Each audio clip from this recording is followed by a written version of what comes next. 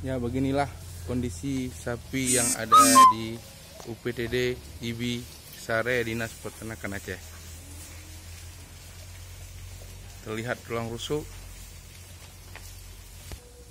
Informasinya, sapi-sapi ini selama ini tidak mendapatkan lagi konsentrat sejak 22 Maret sampai hari ini.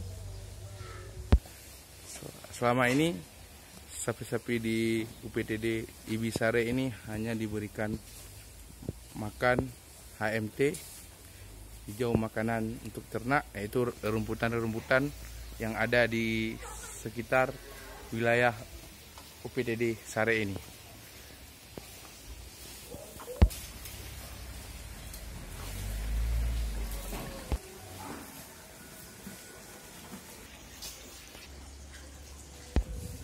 Pantauan AJNN di UPTD IBI Sare, kondisi sapi di sini memang sangat menyedihkan.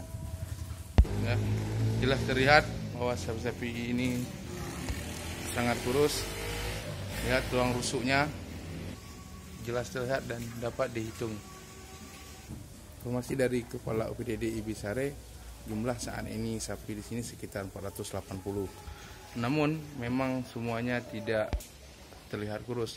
Ada beberapa kondisi sapi yang berisi, tapi mayoritasnya hampir kondisinya sama seperti ini. Kurus, terlihat tulang rusuknya.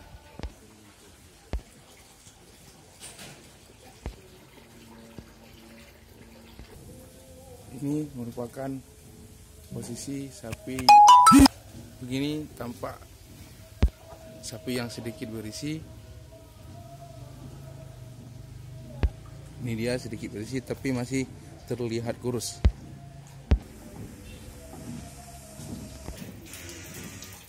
Begini juga tampak sapi dari jenis yang lain. Namun hasil amatan AJNN di seluruh lokasi peternakan ini, mayoritas sapi tampak kurus dan tidak berisi.